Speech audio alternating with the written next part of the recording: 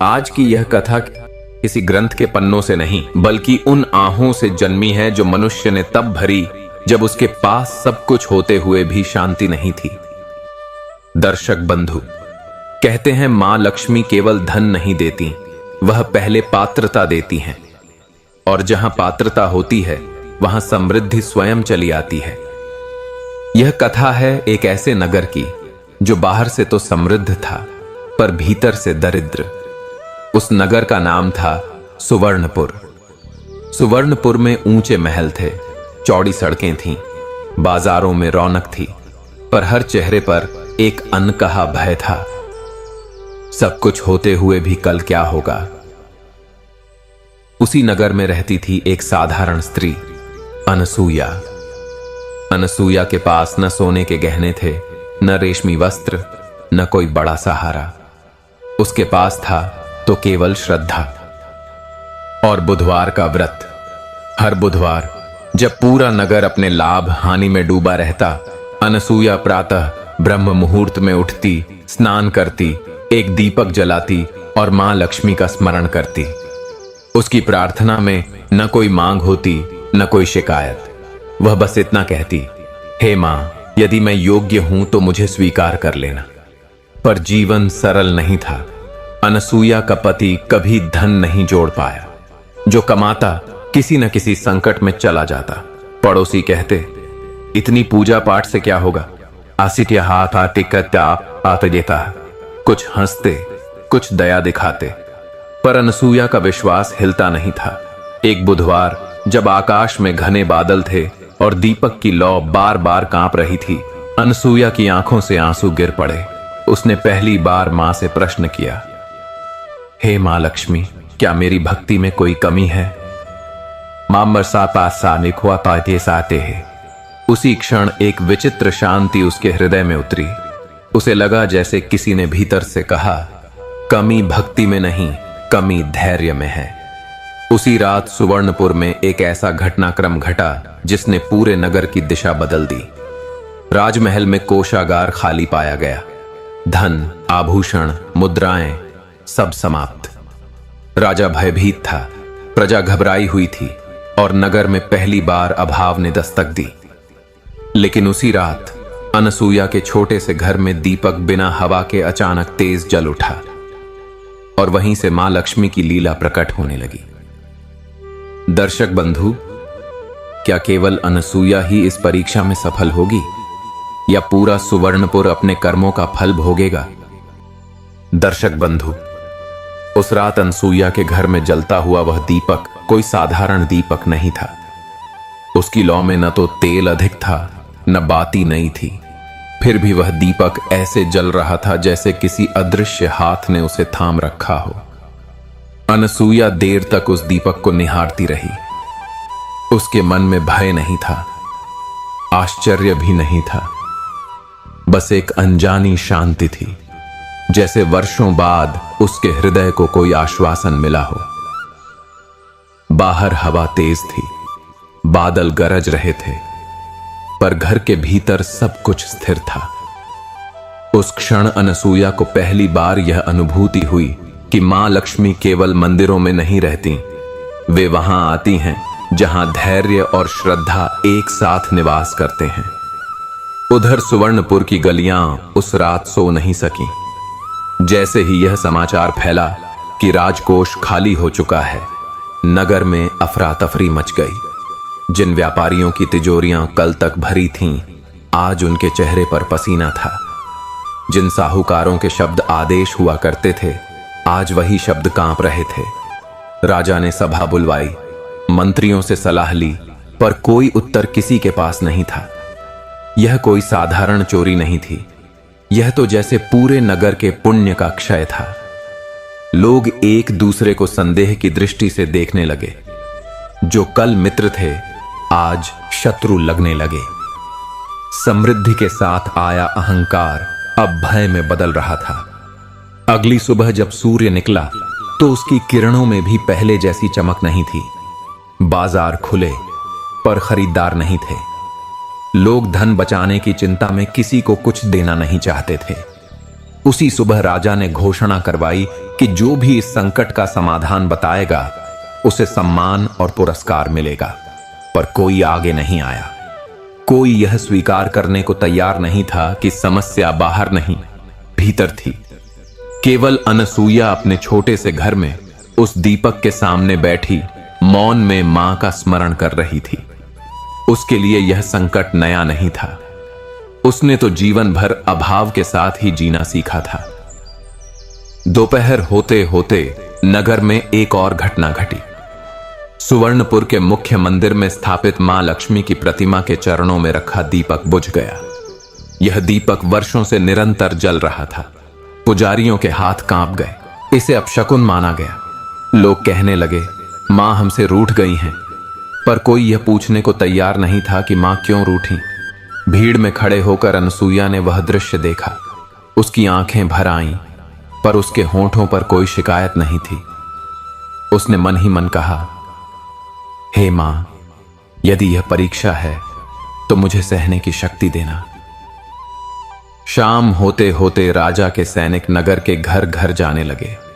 वे पूछताछ कर रहे थे, धन का हिसाब ले रहे थे, मानो किसी के पास अधिक धन होना अब अपराध बन गया हो।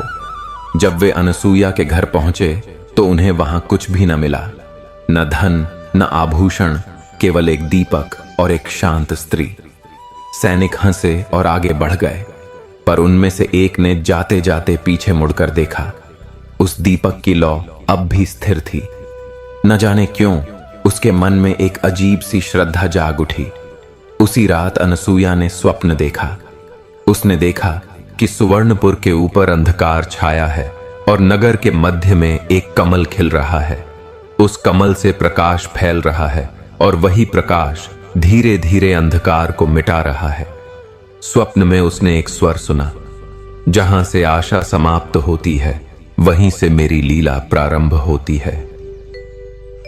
अनसुईया की नींद खुल गई। उसके हृदय में कोई भय नहीं था। उसे लगा जैसे अब उसका मार्ग स्पष्ट हो गया हो, भले ही वह मार्ग कठिन क्यों न हो। अगले बुधवार को नगर के अधिकतर लोग व्रत करने बैठे, पर उनके व्रत में भय था, लालच था। वे मां से मांग रहे थे, धन लौटाओ, वैभव लौटाओ। अनसुईया भी व्रत पर थी, पर उसकी प्रार्थना वही थी, हे मां, मुझे योग्य बनाए रखना। उस दिन उसने पहली बार मंदिर जाने का निश्चय किया। वह नंगे पांव मंदिर पहुंची। मंदिर में सन्नाटा था। बुझा हुआ दीपक अब भी वैसा ही पड़ा था। अनसुईया ने अपने घर से लाया छोटा सा दीपक मंदिर के चरणों में रख दिया। जैसे ही उसने उसे जलाया, मंदिर में हल्का सा प्रकाश फैल गया। लोगों ने यह दृश्य देखा और आश्चर्य से भर गए। धीरे धीरे यह बात पूरे नगर में फैल गई कि एक साधारण स्त्री के दीपक से मंदिर में फिर प्रकाश लौटा है। राजा तक यह समाचार पहुंचा। उसने अनसुईया को बुलवाया। सभा में सब लोग उसे देखने लगे। किसी को विश्वास नहीं हो रहा था कि इतनी साधारण स्त्री में ऐसा क्या है। राजा ने उससे पूछा, तुमने क्या किया? अनसुईया ने सिर झुकाकर उत्तर दिया, महाराज, मैंने कुछ नहीं किया। मैंने तो बस मां से यह कहा कि यदि मैं योग्य हूं तो यह दीपक जले। सभा में सन्नाटा छा गया। उस क्षण राजा को पहली बार अपने हृदय में ग्लानि का अनुभव हुआ। उसे याद आया कि वर्षों से उसने दान तो किया, पर अहंकार के साथ। पूजा तो की, पर दिखावे के लिए। उसने पहली बार स्वीकार किया कि यह संकट किसी चोरी का नहीं, टिक्की पात नहीं, बल्कि पात्रता के खो जाने का परिणाम है।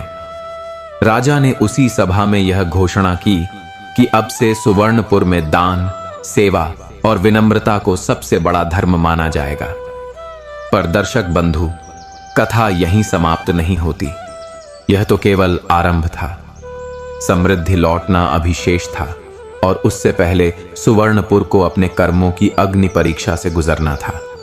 अनसुईया का जीवन भी अब बदलने वाला था। जिस स्त्री को लोग कल तक अनदेखा करते थे, वही अब नगर की आशा बन चुकी थी। पर क्या यह आशा स्थायी होगी? क्या नगर सच में बदल पाएगा या फिर पुरानी आदतें लौट आएंगी? और सबसे बड़ा प्रश्न, क्या मां लक्ष्मी केवल दीपक जलने से प्रसन्न होती हैं या मन के दीपक से?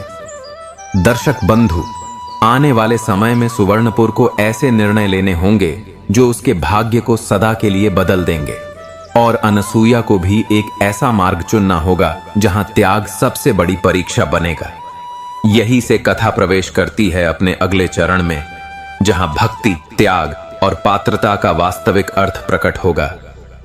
दर्शक बंधु, सभा विसर्जित होने के बाद भी उस दिन सुवर्णपुर की हवा में एक असामान्य कंपन बना रहा।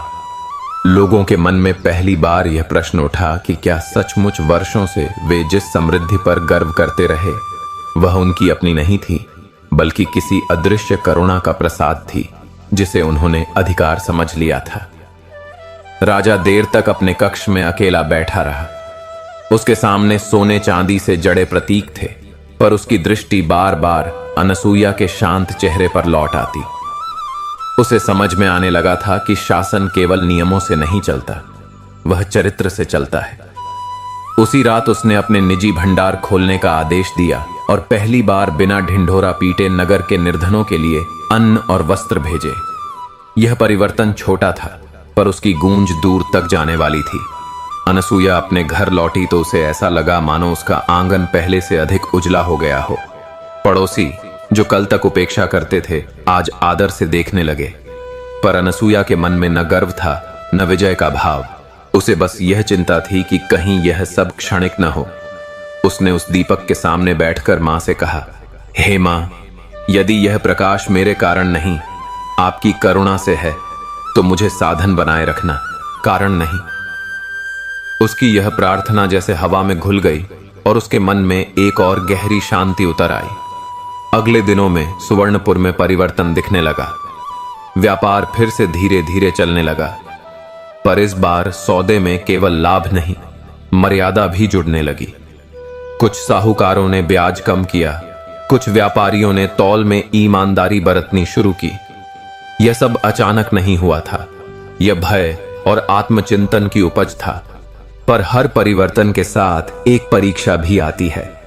नगर में कुछ ऐसे लोग भी थे जिन्हें यह नई दिशा रास नहीं आ रही थी। वे कहते, समृद्धि नियमों से आती है, भावनाओं से नहीं। उनके मन में असंतोष पनपने लगा और असंतोष धीरे धीरे विरोध में बदलने लगा। इसी बीच एक दिन नगर में एक वृद्ध साधु का आगमन हुआ। उनके वस्त्र साधारण थे, पर नेत्रों में गहरी दृष्टि थी। वे सीधे मंदिर गए और मां लक्ष्मी की प्रतिमा के सामने ध्यान में बैठ गए। लोग इकट्ठा होने लगे। किसी ने राजा को सूचना दी। राजा स्वयं वहां पहुंचा। साधु ने आंखें खोलीं और शांत स्वर में कहा, जिस नगर में दीपक तो जलते हों पर मन अंधकार से भरे हों, वहां समृद्धि ठहरती नहीं। यह सुनकर राजा और प्रजा दोनों मौन हो गए। साधु की दृष्टि अनसूया पर पड़ी। उन्होंने हल्की मुस्कान के साथ कहा, जहां पात्रता होती है वहां मां स्वयं प्रकट होती हैं। यह कहकर वे वहीं ध्यान में लीन हो गए, जैसे उन्होंने जो कहना था कह दिया हो। उस रात अनसूया ने फिर स्वप्न देखा। इस बार उसने देखा कि सुवर्णपुर एक नदी के किनारे खड़ा है। नदी का जल स्वच्छ है, पर लोग उसमें कूड़ा फेंक रहे हैं। तभी एक स्त्री आकृति प्रकट होती है जो जल को हाथों से रोकती है और कहती है, यदि स्रोत को अपवित्र करोगे तो धारा सूख जाएगी। अनसूया की नींद खुली। उसके मन में स्पष्ट था कि यह केवल नगर की नहीं, मानव स्वभाव की कथा है। उसने निश्चय किया कि वह केवल दीपक जलाने तक सीमित नहीं रहेगी, बल्कि सेवा को अपना व्रत बनाएगी। अगले बुधवार से अनसूया ने नगर की स्त्रियों को एकत्र करना शुरू किया। वह उन्हें व्रत की विधि नहीं, उसका भाव समझाती। वह कहती, मां लक्ष्मी धन नहीं, संतुलन देती हैं। जहां संतुलन होगा वहां अभाव टिकेगा नहीं। धीरे धीरे स्त्रियों का यह समूह सेवा में लग गया। किसी के घर भोजन पहुंचाना, किसी के बच्चे को पढ़ाना, किसी बीमार का हाल पूछना। यह कार्य दिखावे के लिए नहीं था, इसलिए इसका प्रभाव गहरा था। पुरुषों ने भी इसे देखा और कुछ ने इसमें हाथ बहटाना शुरू किया। हर प्रकाश के साथ छाया भी बढ़ती है। नगर के कुछ प्रभावशाली लोग इस परिवर्तन से असहज हो उठे। उन्हें डर था कि यदि विनम्रता और सेवा को महत्व मिला तो उनका अहंकार और प्रभुत्व कम हो जाएगा। उन्होंने राजा के कान भरे कि यह सब एक साधारण स्त्री के प्रभाव से हो रहा है जो भविष्य में संकट बन सकता है। राजा द्वंद्व में पड़ गया। एक ओर उसने परिवर्तन देखा था, दूसरी ओर सत्ता का भय उसे घेरे था। उसने अनसुया को बुलवाया और उससे पूछा, क्या तुम जानती हो कि तुम्हारा प्रभाव कितना बढ़ गया है? अनसुया ने विनम्रता से उत्तर दिया, महाराज, प्रभाव मेरा नहीं, विचार का है। यदि वह सही है तो उसे रोकना भी उचित नहीं। राजा उस उत्तर से और भी उलझ गया। उसी रात नगर में अकाल जैसी स्थिति उत्पन्न हो गई। वर्षा रुक गई, फसलें सूखने लगीं। लोग फिर भयभीत हो उठे। उन्हें लगा कि शायद यह सब परिवर्तन मां को अप्रसन्न कर रहा है। अनसुया ने लोगों को एकत्र किया और कहा, मां परीक्षा लेती हैं, दंड नहीं देती। यदि हमारा मार्ग सही है तो हमें धैर्य नहीं छोड़ना चाहिए। यह कहना सरल था पर करना कठिन। कुछ लोग साथ रहे, कुछ पीछे हट गए। एक दिन अनसुया अकेली नदी के किनारे गई। उसने जल में हाथ डालकर प्रार्थना की। तभी वही वृद्ध साधु प्रकट हुए। उन्होंने कहा, त्याग का मार्ग अकेला होता है। अनसुया ने पूछा, क्या यह मार्ग सही है? साधु ने उत्तर दिया, सही मार्ग वही होता है जहां प्रश्न बना रहता है। यह कहकर उन्होंने नदी की ओर देखा और बोले, यदि यह नगर सीख गया कि लेना जितना आवश्यक है उतना ही देना भी, तो समृद्धि लौट आएगी। और फिर वे दृष्टि से ओझल हो गए। दर्शक बंधु, आने वाले दिनों में सुवर्णपुर को सबसे कठिन निर्णय लेना था, अहंकार छोड़ने का। यह निर्णय किसी आदेश से नहीं, आत्म स्वीकृति से होता है। अनसुया के लिए भी यह समय त्याग का था। उसे समझ में आने लगा कि मां लक्ष्मी की कृपा स्थायी तभी होती है जब साधक स्वयं को माध्यम मानता है, लक्ष्य नहीं। उसके जीवन में अब वह मोड़ आने वाला था जहां उसे अपने सुख से अधिक नगर की पीड़ा दिखने लगी थी।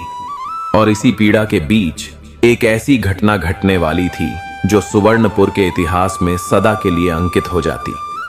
यह घटना बताएगी कि क्या नगर ने सच में पात्रता अर्जित की है या यह सब केवल भय से उपजा एक क्षणिक परिवर्तन था।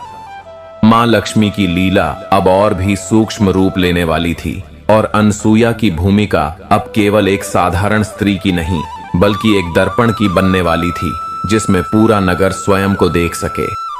दर्शक बंधु, अगले ही दिन सुवर्णपुर के आकाश में एक अजीब सा सन्नाटा छा गया। बादल थे पर बरसने को तैयार नहीं। धरती फटने लगी थी, कुएं सूख रहे थे और लोगों के मन में यह डर घर करने लगा था कि कहीं यह सब किसी अदृश्य अप्रसन्नता का संकेत तो नहीं। जिन लोगों ने परिवर्तन का समर्थन किया था वे भी अब भीतर ही भीतर डगमगाने लगे।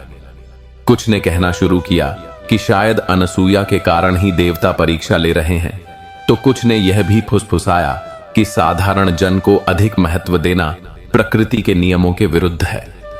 यह वही क्षण होता है, दर्शक बंधु, जब सत्य और सुविधा के बीच संघर्ष आरंभ होता है। राजमहल में वातावरण और भी भारी हो गया। राजा के पास प्रतिदिन शिकायतें पहुंचने लगीं। कोई कहता, महाराज, पहले जैसा शासन लौटा दीजिए। कोई कहता, यह सब सेवा और विनम्रता की बातें लोगों को कमजोर बना रही हैं। राजा हर शिकायत सुनता, पर उसका मन किसी निष्कर्ष पर नहीं पहुंच पा रहा था। रात को उसे नींद नहीं आती। उसे बार बार वह बुझा हुआ दीपक और अनसुया का शांत चेहरा याद आता। वह समझ रहा था कि समस्या बाहर नहीं, भीतर है, पर भीतर झांकना सबसे कठिन होता है। उधर अनसुया ने अपने जीवन को और भी सरल कर लिया। उसने अपने घर का अधिकांश अन्न जरूरतमंदों में बांट दिया। लोग उसे समझाने आए, ऐसे समय में अपने लिए बचा कर रखो। पर वह मुस्कुराकर कहती, यदि मैं भी डर गई तो फिर विश्वास किसे कहेंगे। उसकी यह निर्भीकता कुछ लोगों को प्रेरणा देती तो कुछ को चुभन। यही चुभन धीरे धीरे विरोध में बदलने लगी। कुछ प्रभावशाली लोग मिलकर एक निर्णय पर पहुंचे, यदि अनसुईया नगर से दूर चली जाए तो यह नया विचार भी कमजोर पड़ जाएगा। एक संध्या जब अनसुईया मंदिर से लौट रही थी, कुछ लोग उसके मार्ग में आ खड़े हुए। उनके स्वर में विनम्रता नहीं, आदेश था। उन्होंने कहा कि नगर की शांति के लिए उसका कुछ समय के लिए बाहर जाना उचित होगा। अनसुईया ने उनकी बात सुनी, न कोई क्रोध न कोई भय। उसने केवल इतना पूछा, यदि मेरे जाने से नगर को शांति मिलती है तो क्या यह शांति स्थायी होगी? वे लोग उत्तर न दे सके। अनसुईया समझ गई कि यह केवल भय का निर्णय है, समाधान नहीं। उस रात उसने फिर मां से प्रार्थना की। इस बार शब्द नहीं थे, केवल भाव थे। उसी क्षण उसके मन में स्पष्टता आई, त्याग केवल धन का नहीं होता, कभी कभी अपने स्थान का भी होता है। अगले दिन उसने राजा से मिलने का आग्रह किया। सभा में उसने शांत स्वर में कहा, महाराज, यदि मेरी उपस्थिति से नगर में द्वंद्व बढ़ रहा है तो मेरा जाना उचित होगा, पर यह याद रखिएगा कि विचार को कोई नगर से नहीं निकाल सकता। राजा का हृदय कांप उठा। वह जान गया था कि यह स्त्री किसी पद या प्रभाव से नहीं बंधी, उसका बल त्याग में है। अनसुईया ने नगर छोड़ दिया। यह समाचार सुनकर कुछ लोग राहत महसूस करने लगे तो कुछ के हृदय में खालीपन छा गया। उसके जाते ही सुवर्णपुर में अजीब सी शांति आ गई, पर यह शांति वैसी थी जैसे तूफान से पहले का सन्नाटा। कुछ दिन बीते और फिर अकाल ने अपना वास्तविक रूप दिखाना शुरू किया। खेत पूरी तरह सूख गए, पशु मरने लगे और लोग समझ गए कि समस्या किसी व्यक्ति की नहीं थी, बल्कि उनके अपने अधूरे परिवर्तन की थी। इसी बीच अनसुईया वन मार्ग से गुजर रही थी। उसके पास न अधिक अन्न था न कोई सहारा, पर उसके मन में भय नहीं था। वह जानती थी कि जहां मां का स्मरण है वहां मार्ग स्वयं खुलता है।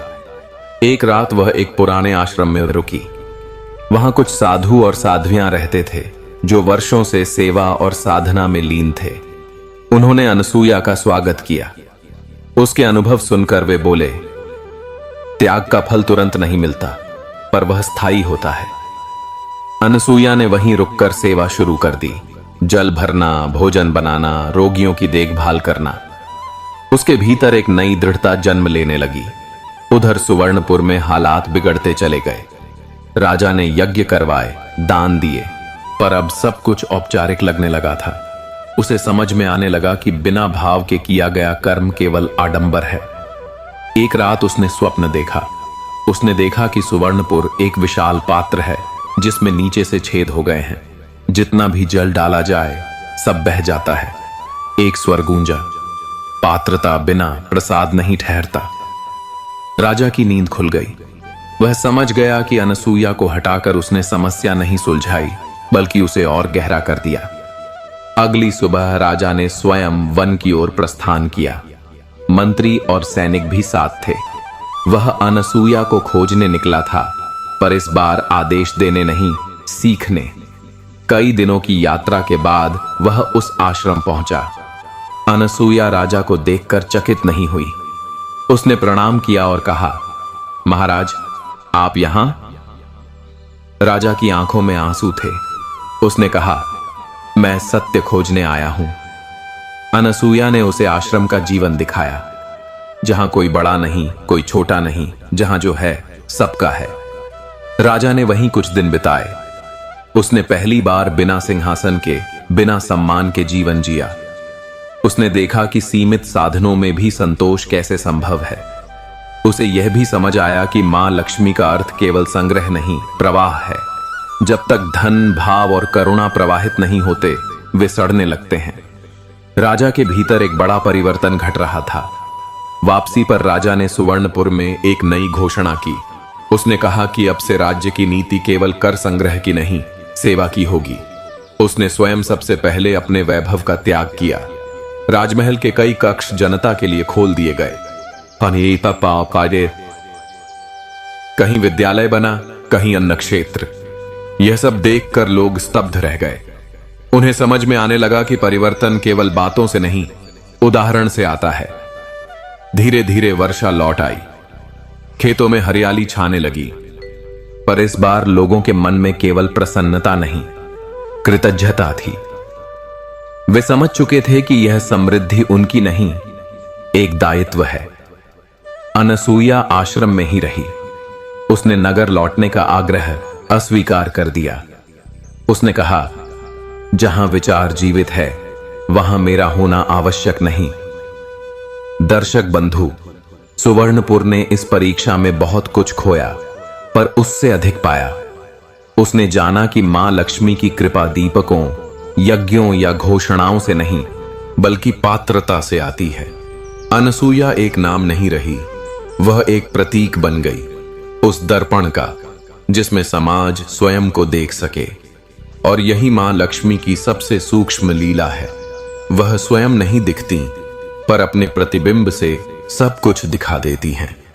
यहीं इस चरण पर कथा ठहरती नहीं, बल्कि और गहरी होती है, क्योंकि हर युग में सुवर्णपुर होते हैं, हर समय अनसूया जैसी आत्माएं होती हैं। दर्शक बंधु, यही वह प्रश्न था जिसने सुवर्णपुर की आत्मा को झकझोर दिया। पात्रता या प्रतीक्षा, यही दो मार्ग थे और दोनों के परिणाम भिन्न। वर्षा लौट चुकी थी, खेत हरे हो चुके थे, पर अब नगर के भीतर एक और यात्रा आरंभ हो चुकी थी, आत्मा की यात्रा। लोग समझने लगे थे कि संकट केवल अकाल या अभाव का नहीं था, बल्कि उस सोच का था जिसमें लेना ही जीवन का उद्देश्य बन गया था। अब जब देने की परंपरा लौटी तो जीवन में अर्थ भी लौटने लगा। राजा के आदेशों से नगर में परिवर्तन तो हुआ, पर इस बार वह भय से नहीं, अनुभव से उपजा था। लोग स्वयं आगे आकर सेवा करने लगे। कोई अन्न क्षेत्र में हाथ बंटाता, कोई विद्यालय में बच्चों को पढ़ाता, कोई बीमारों के लिए औषधि जुटाता। पहले जो दान था वह अब सहयोग बन गया था। पहले जो करुणा थी वह अब स्वभाव बन रही थी। सुवर्णपुर के बाजार फिर से भरे हुए थे, पर इस बार तौल में केवल वस्तु नहीं, न्याय भी था। व्यापार में लाभ था, पर सीमा भी थी। राजा प्रतिदिन प्रातः नगर भ्रमण करने लगा। वह सिंहासन पर बैठकर आदेश देने वाला राजा नहीं रहा, बल्कि प्रश्न पूछने वाला सेवक बन गया। वह लोगों से पूछता, क्या किसी को किसी बात की कमी है? और लोग पहली बार बिना भय के उत्तर देने लगे। राजा ने यह भी अनुभव किया कि सत्ता तब तक भारी लगती है जब तक वह अपने ऊपर केंद्रित रहती है। जैसे ही वह दूसरों की ओर मुड़ती है, वह हल्की हो जाती है। उधर आश्रम में अनसूया का जीवन और भी गहन हो गया था। वह अब केवल सेवा नहीं कर रही थी, वह सुन रही थी। लोगों के दुख, उनकी असफलताएं, उनकी आशाएं। दूर दूर से लोग आने लगे। कोई उसे देवी समझने लगा, कोई साध्वी, पर अनसूया हर बार हाथ जोड़कर कहती, मैं केवल स्मरण हूं, स्रोत नहीं। वह जानती थी कि यदि अहंकार ने प्रवेश किया तो वही लीला जो अब तक करुणा बनकर प्रकट हुई थी, परीक्षा बन जाएगी। एक दिन आश्रम में एक व्यापारी आया जो सुवर्णपुर का ही था। उसने बताया कि नगर में अब सब कुछ ठीक है, पर लोग अनसूया को याद करते हैं। उन्होंने उससे आग्रह किया कि वह लौट आए ताकि कथा पूर्ण हो सके। अनसूया ने नदी के जल की ओर देखा और कुछ क्षण मौन रही। फिर उसने कहा, कथाएं कभी पूर्ण नहीं होती, वे केवल विराम लेती हैं। उसने निर्णय लिया कि वह नगर लौटेगी, पर किसी स्थान या सम्मान के लिए नहीं, बल्कि अंतिम संदेश के लिए। जब अनसूया सुवर्णपुर पहुंची तो नगर ने उसका स्वागत नहीं, बल्कि उसका अभिनंदन किया। मौन से, विनम्रता से। कोई जयकारा नहीं, कोई उत्सव नहीं, केवल नेत्रों में कृतज्ञता थी। राजा स्वयं उसके पास आया और कहा, अब मुझे बताइए, यह सब कैसे स्थायी रहेगा? अनसूया ने उत्तर दिया, महाराज, जब तक प्रश्न जीवित है तब तक पतन नहीं होगा।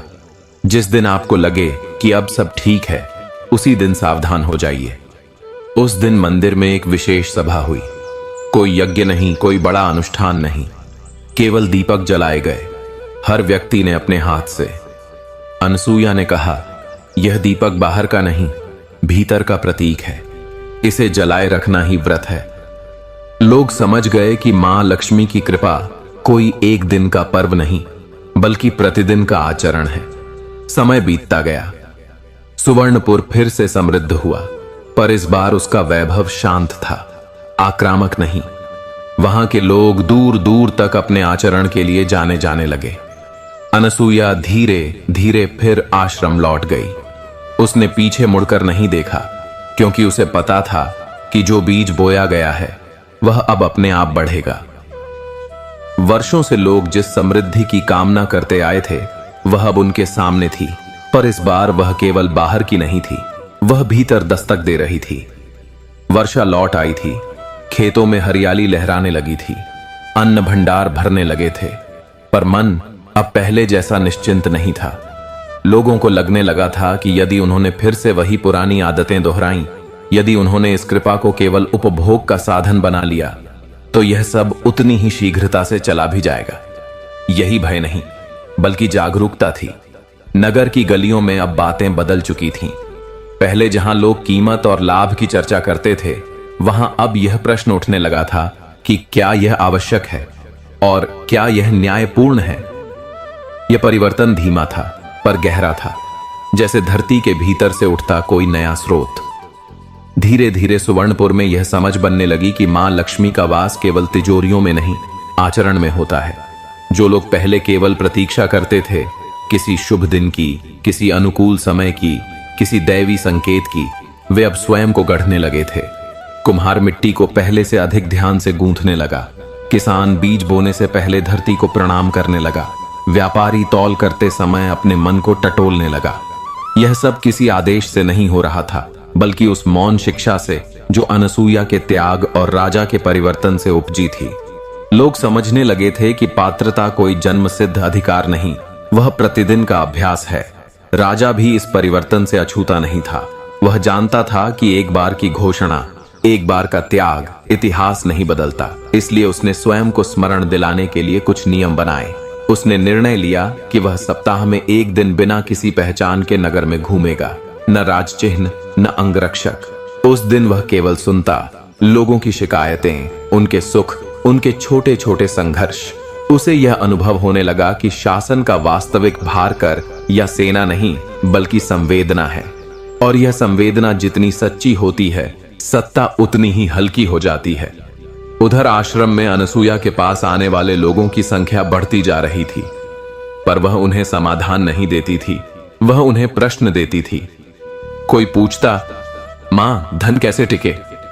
जीता दे से वही मृत्यु। वह कहती, बताओ तुम उसे बांटने के लिए कितने तैयार हो? कोई पूछता, सुख कैसे मिले? वह मुस्कुराकर पूछती, तुम दूसरों के सुख से कितना प्रसन्न होते हो? लोग पहले चकित होते, फिर धीरे धीरे समझने लगते कि यह साध्वी उन्हें निर्भर नहीं, स्वतंत्र बना रही है। यही उसकी साधना थी, लोगों को अपने भीतर झांकने का साहस देना। समय के साथ सुवर्णपुर एक उदाहरण बन गया।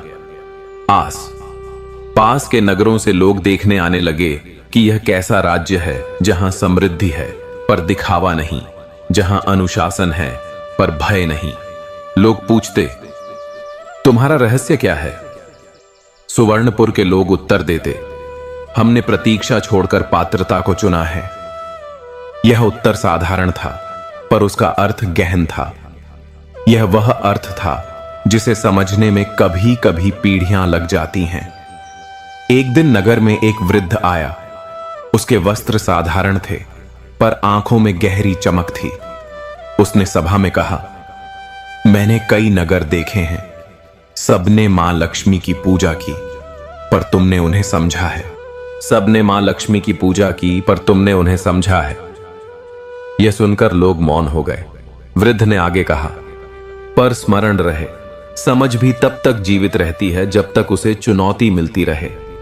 यह वाक्य सुवर्णपुर के लिए एक और परीक्षा का संकेत था। लोग जान गए कि यह यात्रा कभी समाप्त नहीं होती।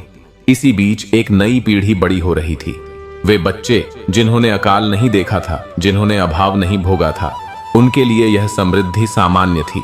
अनसूया को यह चिंता थी कि कहीं यह सहजता उन्हें असावधान न बना दे, इसलिए उसने कुछ युवाओं को अपने पास बुलाया और कहा, तुम्हें विरासत में केवल धन नहीं, उत्तरदायित्व भी मिला है। उसने उन्हें सेवा के कठिन मार्ग पर भेजा, दूर के गांवों में जहां अभी भी संघर्ष था। उसने कहा, जब तक तुम दूसरों के दुहक को नहीं देखोगे तब तक अपने सुख की रक्षा नहीं कर पाओगे। यह शिक्षा कठोर थी पर आवश्यक थी। राजा ने भी विद्यालयों में केवल शास्त्र नहीं, जीवन शिक्षा को स्थान दिया। बच्चों को सिखाया जाने लगा कि लेना जितना आवश्यक है, देना उतना ही अनिवार्य है। उन्हें बताया गया कि मां लक्ष्मी की कृपा किसी एक दिन के व्रत से नहीं, बल्कि प्रतिदिन के व्यवहार से स्थिर होती है। धीरे धीरे यह सब सुवर्णपुर की पहचान बन गया। दर्शक बंधु, इन सब परिवर्तनों के बीच भी जीवन अपनी परीक्षाएं लाता रहा। कभी व्यापार में घाटा हुआ, कभी रोग फैले, कभी मतभेद उभरे, पर अंतर यह था कि अब लोग प्रश्न से भागते नहीं थे। वे एक दूसरे से कहते, कहीं हम फिर से केवल प्रतीक्षा तो नहीं कर रहे। यही प्रश्न उन्हें बार बार सही मार्ग पर लौटाता था। अनसूया ने अंततः आश्रम को भी छोड़ दिया। उसने कहा, अब मुझे भी रुकना नहीं चाहिए। वह एक स्थान की नहीं थी, वह एक प्रवाह थी। उसके जाने के बाद भी उसकी उपस्थिति बनी रही, लोगों के निर्णयों में, उनके संकोच में, उनके त्याग में। वह दिखाई नहीं देती थी, पर महसूस होती थी जैसे सुगंध। वर्षों बाद जब राजा वृद्ध हो चला, उसने अपने उत्तराधिकारी से कहा, राज्य तुम्हें सौंप रहा हूं, पर यह स्मरण रखना कि सिंहासन पर बैठना सरल है, पात्र बने रहना कठिन। यह वाक्य उस वंश की सबसे बड़ी सीख बन गया। सुवर्णपुर का इतिहास अब युद्धों और विजय से नहीं, बल्कि इन मौन शिक्षाओं से लिखा जाने लगा। दर्शक बंधु, इस पूरी यात्रा का सार यही था कि मां लक्ष्मी की कृपा कोई आकस्मिक घटना नहीं, एक सतत संवाद है मनुष्य और उसके कर्म के बीच। जब मनुष्य केवल प्रतीक्षा करता है तो वह स्वयं को निर्बल बना लेता है, और जब वह पात्रता चुनता है तो वही कृपा उसके पीछे पीछे चलने लगती है। सुवर्णपुर ने यह समझा, इसलिए उसकी कथा आज भी जीवित है। यहीं इस भाग का विराम नहीं, बल्कि एक गहरी सांस है उस यात्रा की जो भीतर चलती रहती है। क्योंकि हर युग में यह प्रश्न फिर उठता है, हर समाज में यह द्वंद्व फिर जन्म लेता है, और हर बार उत्तर वही होता है। मां लक्ष्मी वहां ठहरती हैं जहां मनुष्य स्वयं को ठहरने योग्य बनाता है। दर्शक बंधु, यह कथा यहीं समाप्त नहीं होती। यह तो हर उस मन में निरंतर प्रवाहित रहती है जहां श्रद्धा का दीपक जलता है, जहां विश्वास डगमगाता नहीं, और जहां मां लक्ष्मी की कृपा को न केवल मांगा जाता है बल्कि जीवन में अपनाया जाता है। आज हमने जाना कि मां लक्ष्मी केवल धन की देवी नहीं है, वह सद्गुणों की अधिष्ठात्री हैं। जहां सेवा है वहां समृद्धि है, जहां संयम है वहां स्थिरता है, और जहां सच्ची भक्ति है वहां मां लक्ष्मी स्वयं वास करती हैं। दर्शक बंधु, चाहे जीवन में कितनी ही कठिनाइयां क्यों ना आए, यदि हृदय पवित्र हो, कर्म निष्काम हो और विश्वास अटूट हो, तो मां लक्ष्मी अपने भक्तों को कभी अभाव में नहीं छोड़ती। यदि यह पावन कथा आपके हृदय को स्पर्श कर गई हो, यदि भक्ति की यह धारा आपके अंतर्मन तक पहुंच गई हो, तो हम आपसे विनम्र निवेदन करते हैं, इस पावन कथा को लाइक करें, चैनल सनातनी ज्ञान को सब्सक्राइब करें और बेल आइकन अवश्य दबाएं, क्योंकि भक्ति बांटने से बढ़ती है और श्रद्धा सुनने से और गहरी होती है। हम फिर मिलेंगे एक नई कथा के साथ, एक नई सीख के साथ, और मां लक्ष्मी की एक और दिव्य कृपा के अनुभव के साथ। तब तक के लिए मां लक्ष्मी आपके घर में सुख, परिवार में शांति और जीवन में समृद्धि प्रदान करें। जय मां लक्ष्मी, जय सनातन धर्म।